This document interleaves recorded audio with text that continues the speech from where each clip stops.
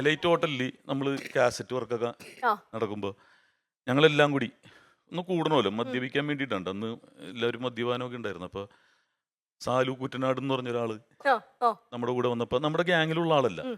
സലീം കുമാർ പറഞ്ഞ് പുള്ളിനെ ഒഴിവാക്കാൻ വേണ്ടി, പുള്ളി കേൾക്കുമ്പോൾ വിഷമിക്കരുത് കേട്ടോ, കാരണം ഇത് തമാശയായിട്ട് എടുക്കണം, പഴയ കാല തമാശകളായിട്ട്. സലീം പറഞ്ഞ് ഞാൻ വയലൻ്റ് ആയതുപോലെ കാണിക്കും, അപ്പം നിങ്ങളൊക്കെ ഓടി റൂമിലേക്ക് പോകണം.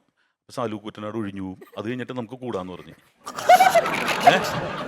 അപ്പൊ ഇതൊന്നും പുറത്തു പറയാൻ പാടില്ലാത്തതാണ്, എന്നാലും എന്നെ വിളിച്ചാൽ ഇതാണ് പ്രശ്നം, ഞാൻ ഉള്ളതൊക്കെ പറയും. അപ്പൊ അങ്ങനെ ഞങ്ങൾ സലിയപ്പൻ അങ്ങനെ എന്നിട്ട് വയലൻ്റ് ആവാണ്. ഷിയാസ് ഒച്ചയുണ്ടാക്കുന്നു, എല്ലാവരും മുറിയിലേക്ക് പോയി. ഞാൻ ഇവരൊക്കെ പിന്നിലാണ് നിൽക്കുന്നത്, ഇവരൊക്കെ പിന്നാലെ വന്നിട്ടുള്ള ആളാണ്.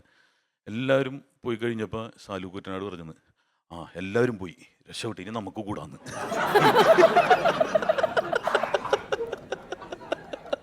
ഞങ്ങളൊക്കെ ആരായി, ഞങ്ങളൊക്കെ മുറിയിൽ കാത്തിരിക്കണാണ് ഞാൻ കൂടി. അപ്പൊ അതൊക്കെ എന്ന് പറഞ്ഞിട്ടുണ്ടെങ്കിൽ സിനിമയിലോ അല്ലെങ്കിൽ ഇതിൽ ഒക്കെ ഉപയോഗിക്കാൻ പറ്റുന്നതും എന്നാൽ ആരും ഓർക്കാത്തതുമായ കാര്യങ്ങൾ എൻ്റെ മനസ്സിൽ മായാതെ കിടക്കുന്നുണ്ട് മനസ്സിൽ. ഇതൊക്കെ ഓർത്തിട്ടാണ് സിനിമകളിലെ സീൻ എന്ന് പറഞ്ഞാൽ എപ്പോഴും നിങ്ങൾ കണ്ടുകൊണ്ടിരിക്കുകയല്ലേ, അത് ഞാൻ റിപ്പീറ്റ്. പക്ഷെ ഇത് എന്നെ ഓരോ ദിവസവും എവിടെയെങ്കിലും ഒന്നില്ലെങ്കിൽ എന്നെ എയറിലാക്കുന്നതിൽ സലീം കുമാർ ആയിരിക്കും അതിൻ്റെ കൗണ്ടർ അടിക്കുന്നത്. ഇതാരാണ് ഇട്ടിനി, ഇന്നാള്, കൊള്ളാം കൊള്ളാം, അതൊക്കെ വരുന്നത് എനിക്കൊക്കെ എന്നെ എയറിൽ കയറ്റുന്ന ഒരു മുഖമാണത്.